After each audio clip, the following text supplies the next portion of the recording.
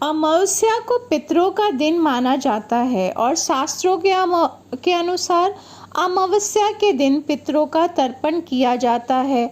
अमावस्या के दिन गरीब लोगों को भोजन, अन्न, धन की दान दिया जाता है। ऐसा करने से आपके पितरों को शांति मिलती है और इसके साथ ही भाद्रपद माह की अमावस्या तिथि की कथा सुनने से ही आपके पितरों के ऋण से मुक्ति मिलती है। तो आइए आप भी जानिए भाद्रपद अमावस्या की कथा। एक गांव में एक ब्राह्मण और एक ब्राह्मणी रहते थे। वे दोनों भगवान के भक्त थे। उनके घर में सब कुछ था, लेकिन उनकी कोई संतान नहीं थी और वे दोनों संतान न होने से बहुत ही दुखी रहते थे। एक दिन ब्राह्मण ने ब्राह्मणी से वन में तपस्या करने के लिए जाने को कहा और वह ब्राह्मण भगवान पर भरोसा करके वन में चला गया। जंगल में जाकर वो ब्राह्मण तप करने लगा और उसे तप करते हुए बहुत वर्ष बीत गए। इस दौरान एक दिन उसे वैराग्य हो गया और उसने सोचा कि अब अपना जीवन समाप्त कर लूं।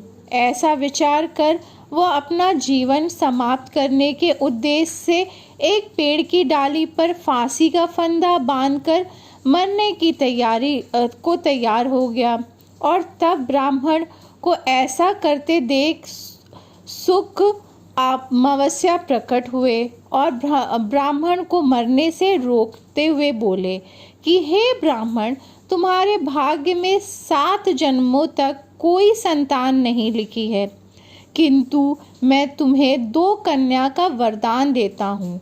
तुम एक कन्या का नाम अमावस्या और दूसरी कन्या का नाम पूनम रख देना और अपनी ब्राह्मणी को कहना कि शुक्ल अमावस्या को नियमित व्रत और उपवास करे। अमावस्या के दिन एक कटोरी चावल लेकर उसमें दक्षिणा रखकर किसी मंदिर में रख दे। इस नियम का पालन लगातार 1 वर्ष तक करे। एक कटोरी में चावल समेत दान करते रहना।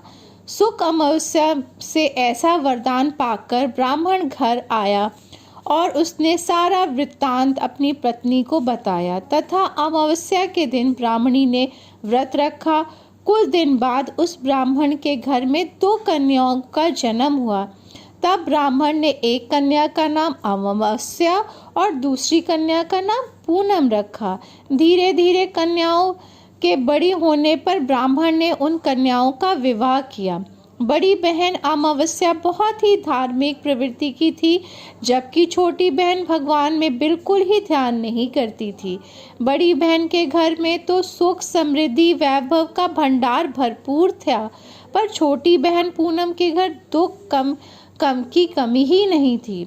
जब बड़ी बहन अमावस्या को छोटी बहन के बारे में मालूम हुआ कि उसकी बहन दुखी है, तब अमावस्या गाड़ी में सामान भरकर छोटी बहन के घर गई और कहा कि छोटी बहन पूनम, शुक्ल अमावस्या का व्रत तुम भी करो और पूजा करके उपवास करो। ऐसा करने से तुम्हारे घर में सुख समृद्धि का भंडार भर जाएगा।